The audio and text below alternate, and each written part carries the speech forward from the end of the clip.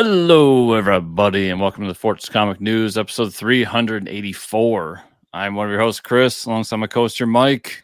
What's going on, Mike? Drugs are bad. Okay. Don't do drugs. Chris is a little hungover today, everybody. A little bit, yeah. That's why I did that. Been a lot of family in town last week, so I haven't read a ton of comics, but I haven't read a ton of comics either because I've been. If you can see by my eyes, they're fucking shot. I've been playing video games very late every night. Oh man. This week, right before everybody came over. Yep. Because I had a little mini vacation last week. Yeah, you did. And I got through a lot of Final Fantasy VII Rebirth. And I think it was like Tuesday. So it was like the day before everybody's coming up from Pennsylvania. Yeah. And I'm like, I'm finishing this fucking game. And I am proud to announce to everybody out there that 6 months after release, I finally finished the game. Nice. Hey, that's quick for a Final Fantasy game. Before we get into it, though, Sean Wood's on the show today, everybody. Got a Kickstarter going on called The Fog Within comic book. So we're going to be talking about that in a little bit. Looking forward to it. And look forward to later in the week an interview with Denton J. Tipton, who is the founder of Magma Comics. So very cool talk stuff. About that, get into some stuff there too. Yeah, Magma. Is that how you said it to him in the interview? I hope. No, I wish I did now. But, you are selling Magma comics. He probably hears that all the time. He's like, "Fuck you guys." Well, so do you know where the name comes from?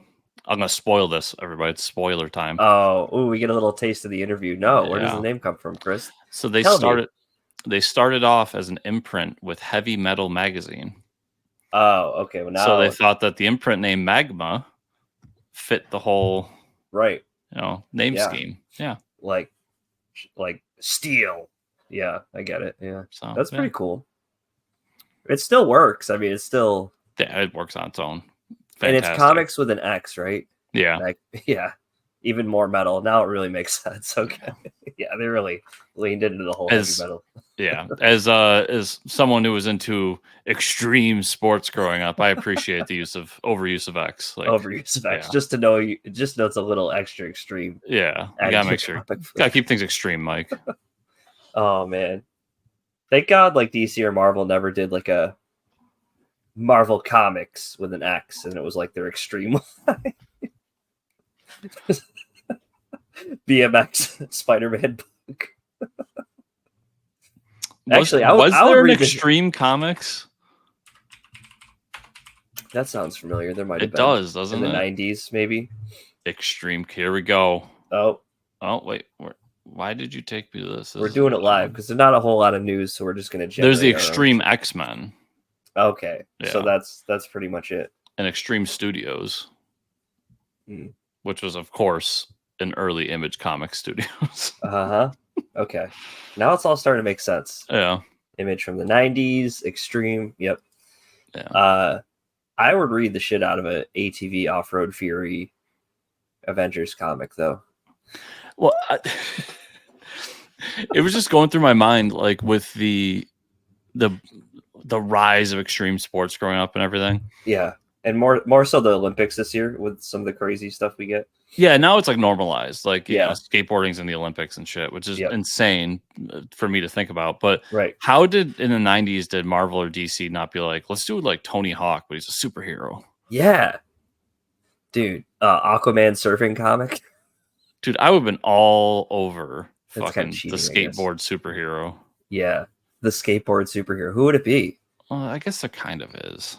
Who would Tony Hawk be skating with? The Flash on rollerblades, or I feel like God, that's what Night Thrasher is. Oh, really? I've never read a Night Thrasher book in my life. No, me either. Oh my God. Is the skateboarding superhero? He's a non-superpowered vigilante, the son of a murdered billionaire industrialist.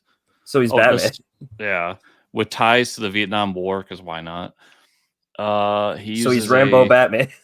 Yep, he has body armor, firearms, and a skateboard to battle his foes. Does he have his own standalone comic? Oh yeah. They just did one recently. They brought him back, but yeah, there's there's Night Thrasher from it's the 90s too. Yeah. You know. Well, that's got Thrasher in the name. We all know. And then he joins. He probably joins here X-Force. We go. In addition to his run on New Warriors, okay, that makes sense. Yep. He had multiple miniseries of his own. And he has also appeared in The Punisher, The Avengers, and X Factor. Oh, X Factor. I said X-Force. Okay. Oh man. I'm looking into fucking Night Thrasher now. Yeah, why are we not talking about Night Thrasher? Yeah. Fucking. He just works at 9 to 5 at like the local 7-Eleven. Skates by night. I'm waiting my whole life for the skateboarding superhero, and he's been here the whole time. Yeah. Nobody told me. Instead of like, Batman stands on top of gargoyles, he just sits on curbs with his skate. That's how he observes. I just imagined like the superhero origin is like Tony Hawk goes up and does the 900, and that's when the alien comes and like stops time and gives them the superpowers. Yeah, you got to stop rotating so much because you're gonna accelerate the Earth. So got to stop you right there. 900's it. Have you seen these amazing videos online of this dude who's convinced that the roundabouts are creating more tornadoes? Oh my god, no! But he's so right. Oh my god, I'm going to find it. It's so good, and he says tornadoes. It's so good, dude. Tornado. Like, I don't believe any of this shit anybody, so don't like come at me with conspiracy theories. It's real. What do you mean?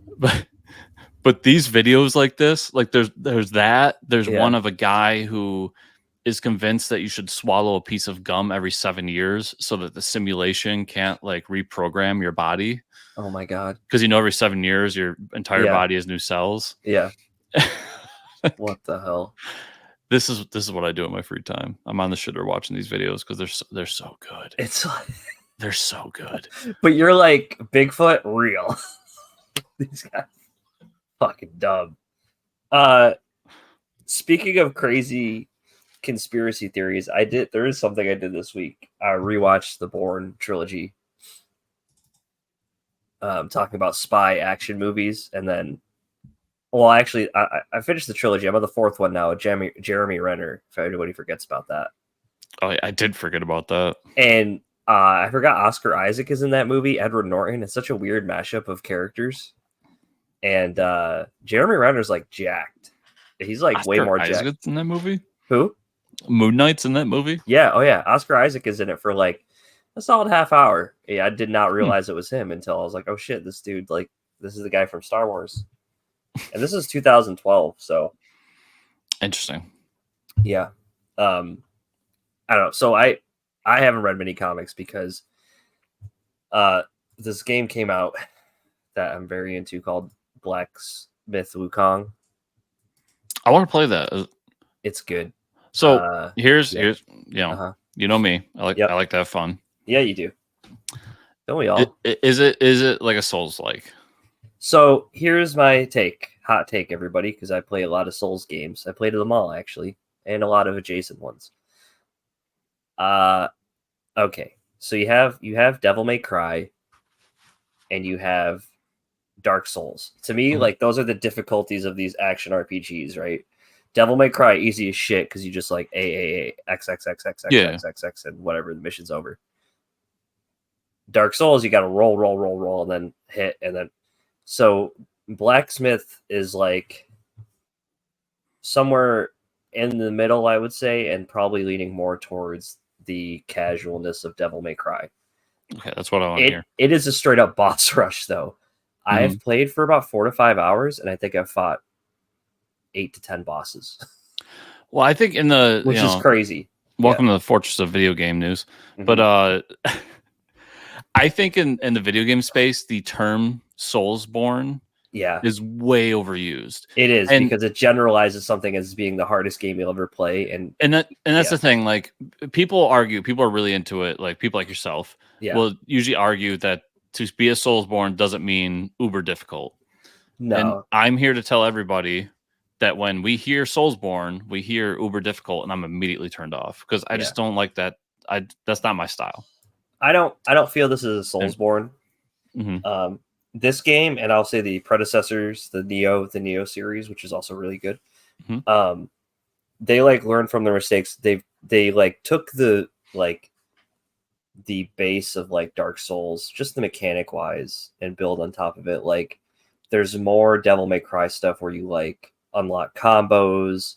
You don't have to really level up your weapon. Like Dark Souls, you really need to grind. This is just like, man, every 10 minutes or so, you're just fighting another boss.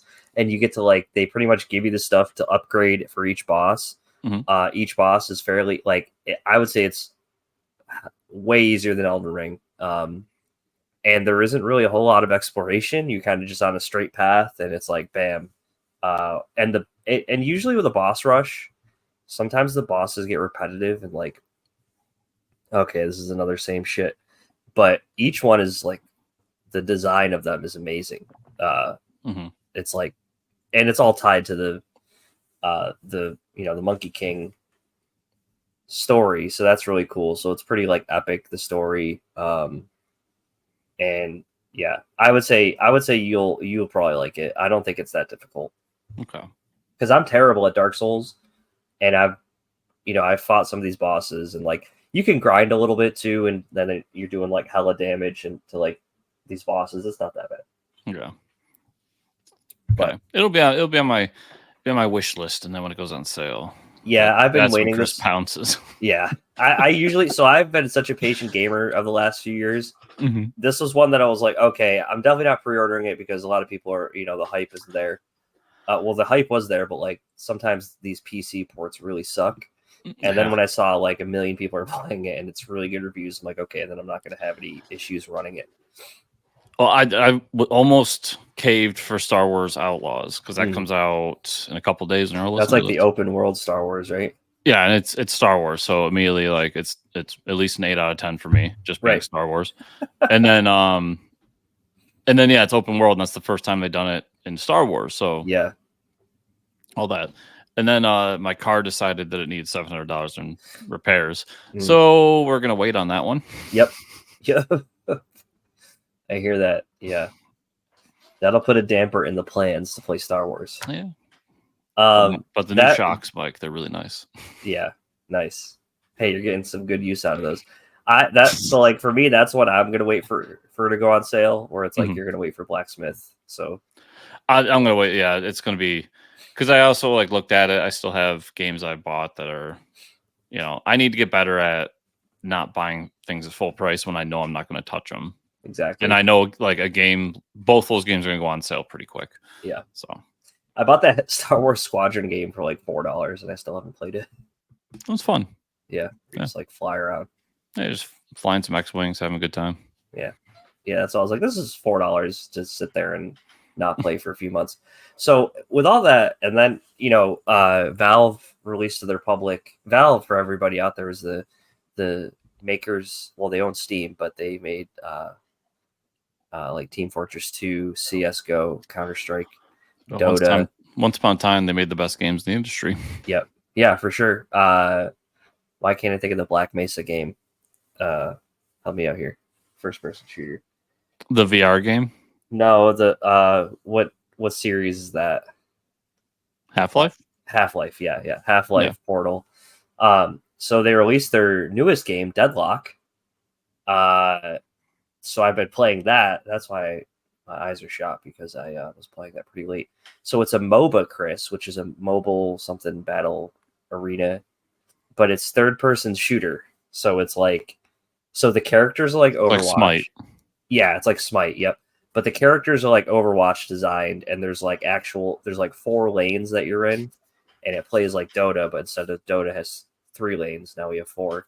It's pretty cool. There's some clunkiness to it because it's the beta still, but I was having a lot of fun with it, and I could see this is like going to be pretty popular. Mm-hmm. Have you tried it out? It's funny to be like, what can we do to be better? Yeah. Well, how about 4 lanes instead of 3? Yeah, right. It's like, come on. And then it's just like the Joe Rogan meme in the courtroom or the room, like, oh my god, 4 instead of 3, and now there's 6 players instead of 5. Whoa! Oh, the ante. I'm really bad at it though, so I have no fucking clue what I'm doing. You know, because like I had no idea what the other heroes do. There's such a big learning curve with games like that. Yeah, I remember I was playing the Pokemon one for a while, and that was terrible. Yeah. Oh, I forgot they had a MOBA. That's still going strong. Is it on Switch? Yeah. What's it called? Oh, Pokemon something. Pokemon something. Okay, maybe I'll have to check it out. I haven't tried it yet. That sounds like a game I would like, though. You play like online against people? MOBA. Pokemon Unite. Oh shit. Yes, and it's free to play. At least it was when I was playing it. Oh wow. It's weird to have a MOBA without a mouse and keyboard, though. Because for MOBAs, generally everybody you got to click around and click a bunch of shit. Yeah, it's, let's see, platforms. I know it's on Switch. It's also on Android, iOS. Oh wow. But it is not on anything else. So okay, I'll check it out. It's fun though. Yeah, I guess with that we could talk about the little bit of news for TV at least. I'm pretty excited for one of these, so let's talk into it. So speaking of giving everything a Star Wars 8, we got the news that Disney Plus announced they're canceling Star Wars Acolyte. Doesn't shock me. Yeah. So I guess we'll never see Darth Plagueis. Yeah, they'll never do anything with that again. Yeah, we'll never see it. No. Just like when they told us that the Force comes from midichlorians, and then we got like several different flip-flops of that throughout the movies. It's M count now. Yeah. The only thing that's disappointing about this is I hope they don't take this to say nobody cares about the High Republic. Yeah. Because I think you can still do cool stuff in the High Republic. You just didn't do this one right. Like, it's a poorly written show with that only got attention at the end because you're like, here's Darth Plagueis, and oh look, it's the back of Yoda's head, and people like me were like, fuck. Well, I guess I'm here for season 2. I guess I'll watch the next one. Now you don't have to. Now you're not obligated to. And I don't have to. Yeah. But yeah, it doesn't shock me one bit because it was not great. Some people were saying like, why did they announce this? Because Disney doesn't normally do this. Like, they never said that She-Hulk was canceled, but it's also like She-Hulk didn't set it. Stuff like She-Hulk is part of the MCU, and it doesn't necessarily set itself up to be multiple seasons. It could be a one and done. Where this was like very direct. Season 1 going to lead into a season. You had to announce it. Yeah. So, but it doesn't shock me. I don't think there's much here for anybody. I don't recommend watching it. Yeah.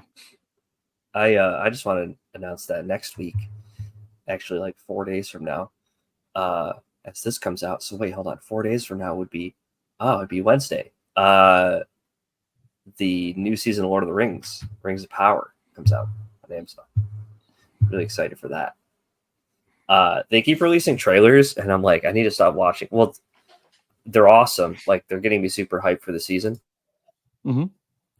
But I'm like worried that they're like showing off too much because like they're like, here's the Ents, the Eagles. We're gonna see how like the elves and everybody get all the rings, and then it's like, okay, you guys spoiled all the good stuff. Unless there's more good stuff to come, but it looks really good. And then I heard like, for all the people that aren't huge Lord of the Rings fans, in the Fellowship of the Ring, where they're talking about the story where Sauron gets his finger cut off and like loses the ring. You know, they're like, that battle that's happening in the opening credits of the movies is going to be the whole like 3rd season. It's just going to be that battle the whole season, which would be epic. Yeah, so I don't know how they're going to treat it. So we'll see how this season goes. I still like the first season. I know a lot of people hated on it, but as like you with Star Wars stuff, I'm like, well, you know, it's the only Lord of the Rings we got. So yeah, at least like fantasy nerds. At least for you, it's like this is the only Lord of the Rings thing that's happened since like Peter Jackson. Yeah, that's movies. True. It's not like, oh, well, this is the new episode this week of a Star Wars. It's not like me where like every time I turn around, it's like new Star Wars thing. Yeah, sure. And yet somehow I don't get bored of it. I don't. Yeah. Yeah. Laser swords, man. They're just that cool. They fascinate me that much. Oh, movies. I watched Inside Out 2. Oh. This weekend. It was good. It's an hour and a half. Did you see the first one? No. Okay. First one is really good. This one is more applicable. well, to older people because of like, she's a teenager now. And it deals a lot with like anxiety, which is really because the actress from Stranger Things, the new actress from like the last couple seasons that works at the like ice cream shop. Mm-hmm. She does the voice of anxiety. She's like the main character. It's really good. It's really smart writing. They do a great job with it. So yeah, hopefully they do a third one. And it's funny because like they give some glimpses into the adults and their like emotions in their head, and it's really funny how like they're reacting compared to like the teens' emotions. Yeah, I have enough anxiety in my day-to-day life. Yeah. Oh yeah, it was like some real shit. But it was funny. There was an instance where like the kid does something and they like cut to like the father's like emotions in his head, and it's all the emotions are like sitting there drinking coffee with like mustaches. And they're like, was that something? They're like, no, let's go back to watching the game. They like turn the sports game on. Just like, they're like, should we worry about that? They're like, nah, let's watch the sports game. It's funny. I was talking to a friend of mine about that, my friend Sammy, and she was literally like asking, like, dude, is that real? Like when you guys are in that, when guys are sitting down watching football or whatever, and just staring and like cheering. Yeah. Like, is your brain really turned off, or is that like you guys make? I'm like, no, there's nothing going on except for like hit them, where's the flag? Like that's all that's going on. We literally just decompress in that moment and turn it off. Yeah. And she's just like, I'm so fucking jealous of that. How do you do that? You got to bring it down to our level. Listen, we're just like kind of smart monkeys. That's all guys are. That's it. That's it. Yeah, I think like even monkeys have probably built nicer things than I could build. So I don't know. You are an engineer, so yeah, yep, true. Speaking of nice things to build, yeah, let's talk about Garth Ennis doing movie shit. I don't know how I feel about this, Chris. And we'll talk about the Cross series in a little bit. But Garth Ennis is teaming up with 6 studios production to adapt Crossed for a movie. Garth Ennis himself is said to be writing the script, and they're currently looking for a director for the project. So, everybody, Crossed is a comic that when I was getting back into, I'll tell you my experience with Crossed. Okay. When I was getting back into comics, when Walking Dead was alive and well in college, so this is like probably 12 years ago, 13 years ago,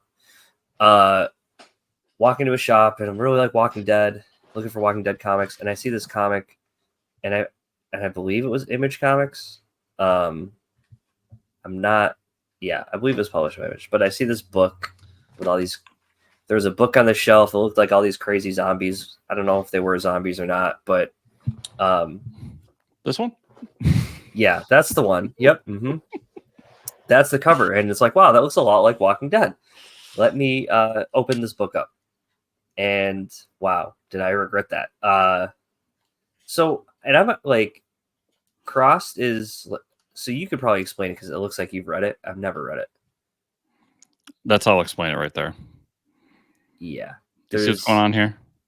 Yeah. Yeah, I just got a strike on YouTube for that. Yep. It's funny because like I was thinking about this all week.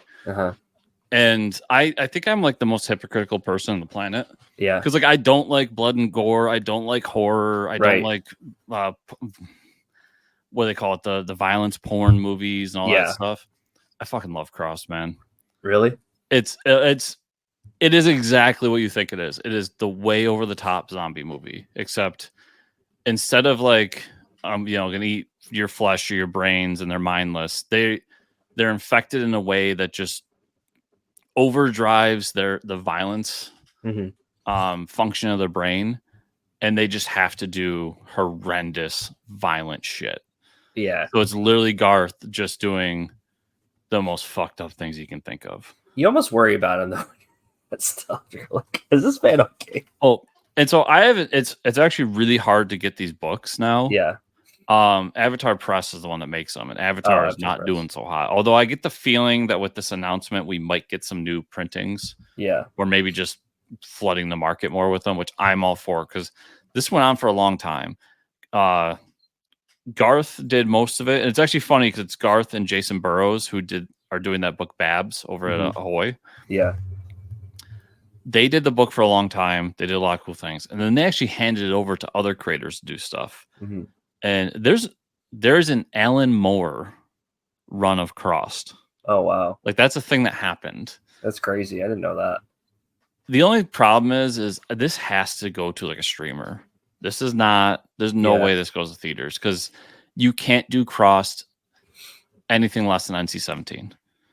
Like, there's literally sequences of people getting just brutally raped, of people being, as the picture I showed you is a dude who literally runs around with a horse dick and just beats people with it. Like, this is what we're talking about here. They do some I would say they do some gory shit on like Amazon with The Boys. We've seen some crazy stuff. So they could probably push it without, there's probably a certain line they know they can't cross, and they might just like, maybe they'll just hide that or something. I don't know, but there's probably a line. It'll probably be changed in some way, but it's still, even if you like bring it down a little bit, it still has to be, there's just no way to do it without it just being a generic zombie thing, because you take away so much of it.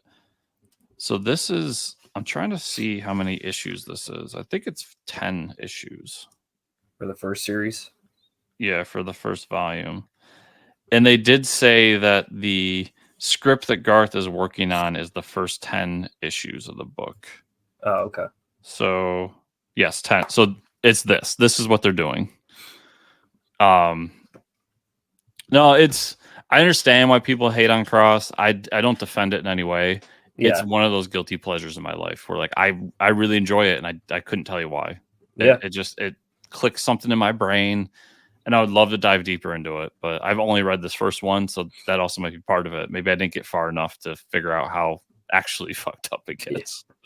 Yeah, I mean, they also, another thing of it, they did some crazy shit with like Ash versus Evil Dead too. I mean, there was a whole fight sequence that took place in a sperm bank. So like, what was that show? Oh man, it was like a British punk rock show where they had to fight like a giant dick. Do you remember this show? No, but I'm going to ruin my Google algorithm for you. Yeah, sorry. Our mutual comic book shop owner friend told me about this show, and it was amazing. It was like these British kids in high school, and the Book of Evil, something with the Book of Evil. Oh, yeah. You know what I'm talking about? These like high school kids get this evil book and have to fight shit like it's like a weekly. Yes, it's actually funny because I think I'm the one that introduced them to it. Oh, okay. Because Jason Mewes is in it. Yeah, and it's Canadian. It's Canadian? Yes. I knew they had accents. I just didn't know what type of accents they had. Todd in the Book of Pure Evil. Yes, Todd. And there's a sequence where they fight a giant cursed dick. Do you remember that? Yes. So yeah, who knows? They could push the. Yeah. Oh yeah.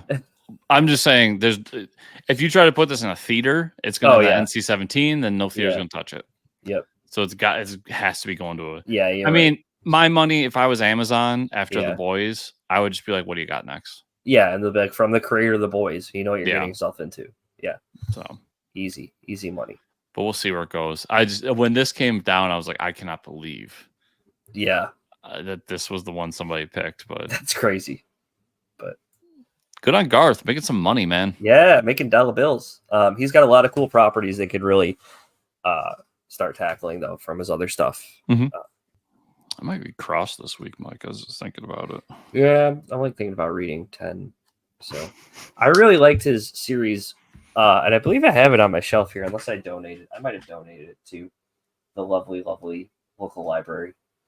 Is it called Grendel or something like that? Where it's like he's like a magician killer guy. He's like the Punisher, but he kills like magicians. Grendel, something like that. Yeah, isn't that a Dark Horse book?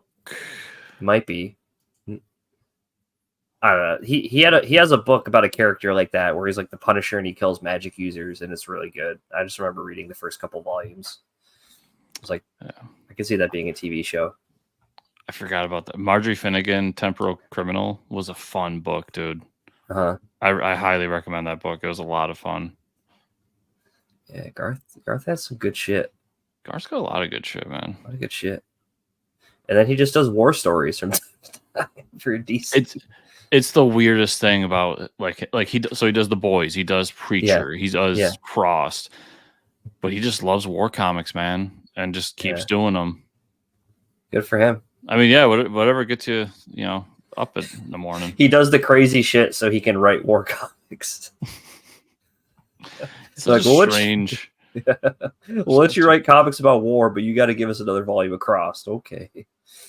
I guess if I have to. Comic news, just a couple of things from Marvel this week. Marvel announced that the original Disney Plus What If series character Kahhori will be making her comic book debut this November. The series will be called Kahhori Reshaper of Worlds, written by Arahoni David and Kelly Lynn D'Angelo, with art by David Cutler and Jim Terry. And here is the plot description. Chasing a threat out of Sky World, she lands in the fiery streets of Hell's Kitchen. But culture shock's going to be the least of her problems as her strange adversary tears through New York City, featuring exciting guest stars and comic debuts of some extraordinary creators. Marvel's Voices brings you an extra special anthology celebrating Indigenous heritage and one of the most exciting characters to emerge from the MCU. Really, the most exciting, huh? Sure. This looks like an Avatar: The Last Airbender book. You didn't watch this, did you? No, I didn't. It's whatever. I mean, it kind of is Avatar: The Last Airbender. If you took out the Marvel and you just showed me this poster, I'm like, oh, are they doing a new Avatar show? It's yeah. I don't know. I didn't really care for the episode. I thought it was okay. Yeah. I didn't see anything really all that special about it, but this makes complete sense why they're doing it. You created a new IP. Let's promote the fuck out of it. Do something with it. Make some money. I mean, it's cool art. It's like the watercolors stuff's kind of cool. Their powers look cool, but yeah. That was the best part of the episode, was like the design of the world, because it did take place in early America when the indigenous people were around, and that's cool. Yeah, and there was a lot of colorfulness to that, as opposed to the dark and dreary world we live in now. But through that. In Marvel Voices, that's like an imprint. I don't know if we talked about that. Is that just like a their people's thing? No, that's basically, I think, the simple way to put it, and I almost hate saying it because it's got connotations to it, but it's basically their DEI imprint. Okay. Like, they do Marvel Voices for like Black History Month and Marvel Voices for Indigenous Peoples Month and all that kind of shit. Okay. So, yeah. And even, DC does DC Pride. Right. Yep. Marvel does Marvel Voices Pride. Like, okay. Yeah. Oh, okay. I got you. So they have a specific imprint for that stuff, which is fine. Yeah. Yep. It's fine, and but at the other time, I feel like it does some of these books a little bit, but yeah, whatever. I think people will complain either way, whether they have a specific spot for this stuff or they feel like it's getting forced down their throats in their mainstream Spider-Man book. You know what I mean?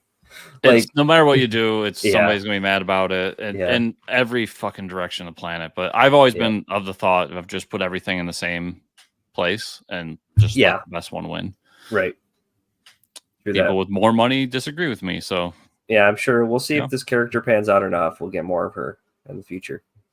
Yeah, I'll be interested, because I think they're going to try to put her into the MCU a little bit more. Oh, cool. But Marvel announced the next Star Wars series to follow the weekly Battle of Jakku series, and it will be Star Wars Battle for Jakku: Republic Under Siege. Pretty dope cover. The series will be written by Alex Segura, art by Leonard Kirk, Stefano Raphael, and Jethro Morales. 3 artists, huh?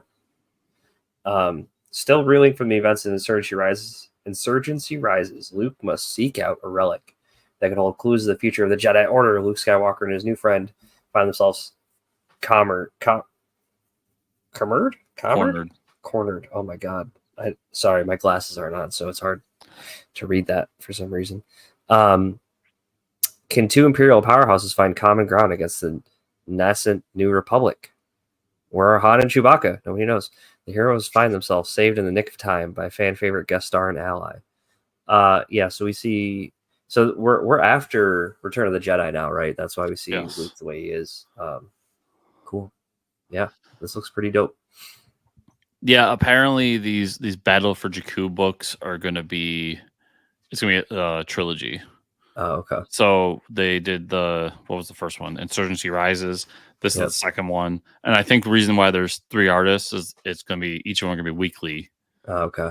And I was doing the math on it. If they keep doing them weekly, when the last one hits, Mike, the last Wednesday of the year. Oh, interesting. So then January they can boom Star Wars #1 again. Star Wars #1. Yeah, all new, all special. So we'll see. I'm really, honestly, this has been a question I've had for a while under the Star Wars ever since we went to episode 7 at midnight and they said Jakku. Like, wait, what happened? Right. So I'm really excited for these series. They look cool. And good on Alex Segura, man. Getting some work out there. Yeah, for real. Doing a good fucking Dick Tracy book, and now Yep. Star Wars, damn. Yeah, Star Wars. Was he was announced for something last week too. Oh shit, yeah. Was it his own book? It was another noir book, wasn't it? No, I think it was a DC book. Shit, I can't remember. Santa Claus. It was that. Oh, All Along the Watchtower. Yeah, that's right. Yeah. It was a investigative book. It was a noir book. It is. Yeah, it's a noir book, but Dick Tracy in space. That's but yeah, Segura getting some work, man. Good for him. Nice. Yeah, this is interesting. This kind of makes me want to check it out. This whole Battle of Jakku thing. I think this is going to be a good inflection point for Star Wars fans because now we're hitting on this period that I think a lot of people have been interested in. Post Return of the Jedi. So. Mm-hmm. All right, well, let's talk about what we didn't read this week.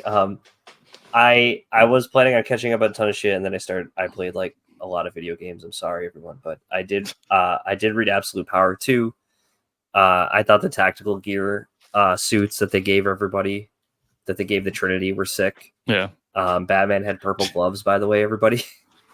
I personally, really like that the Flash got like a scooter or a motorcycle. He got a motorcycle because that's what the Flash needs. I think the issue overall is great. We had that nice big fight with everybody, and then the heroes get away for now.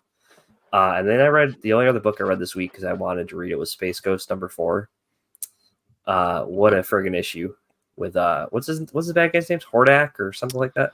Yeah, I forget now. It's been a while since I read it. Hordrax, I don't know, but yeah, great issue. The big reveal of the villain and making him such an important part of the book, and like menacing and like, oh yeah, he is a big threat. This book is so great. His reinvention's great too. Like it fits with the character, but like they made it so much more sinister. And that whole fight with like the giant robot with Space Ghost was awesome. Yeah, it was just a great fucking issue. This is like one of the best books I'm reading right now. Yeah, it's weird to say, but it is like Dynamite's got something on their hands with these Hanna-Barbera books, so I hope they keep them up. Because I like that first Johnny Quest. I thought that was fun too. Oh yeah, that's good. That's all I got to this week. So yeah, I didn't get to much either. So okay, I guess next week we'll have an extra long episode. Oh yeah. But I did catch up on Scarlett. So Scarlett 2 and 3 are out, and it's a really fun book. Like if you like James Bond-ish kind of things, it's that, except there's a ninja that wears all white. Storm Shadow. Storm Shadow. I don't know G.I. Joes. So that's been a good book. I read DC versus Vampires World War V #1. Oh shit! And it's very interesting. So apparently the vampires and the people, the humans, have a truce, and so everything's kind of like just doing their thing. We see what Babs is doing as like the queen of the vampires. And then we find out that Damien has decided like he doesn't like this whole hierarchy. So he's just going out and basically guerrilla warfare, killing up people that work for Babs, and that's cool. Trying to take down. So that sends Babs to be like to the people, like, you need to get him under control for us, or the truce is over and it's fair game. And then there's all this stuff going in the background. Like we found out they're farming humans for blood and all this stuff. And then there's the big reveal at the end that something happens that's really going to change the book. It's not hitting the same high that the last series did. Yeah. But I do enjoy jumping back into this world. So nice. I did read 2 more books. I caught up on Barbaric, Hell to Pay, the last series. Was that the last series? Is that what it's called? Not Hell to Pay. The last series? The one that just ended is Born in Blood. Born in Blood, yeah. That's one. Yeah. Hell to Pay was the one before that. The crazy reveal that the whole clan of barbarians are werewolves now. That was so insane. That was really cool. Did you get to the end? Yeah. Yeah, so and then the vampire is now the guy in charge of the werewolf. It's so like good. Insinuated that he's like turning them into all the vampires. So good. Yeah, this book is, and now I think next week we get the Barbaric versus Deathstalker. Yeah, should be sick. And then the only other book I read was Wolverine Revenge. Oh, nice. Which was the Jonathan Hickman, Greg Capullo book. Mm-hmm. I really liked it. It's a very simple story. It takes place after, so it's an alternate universe story. Okay. It takes place right after asteroid M falls. So like a giant EMP hit the entire world, powers out, blah blah blah, and we find out that things didn't go the way they did in the main Marvel universe. So like humanity's in trouble. The asteroid actually fell and like destroyed chunks of the planet and everything. Oh, that's cool.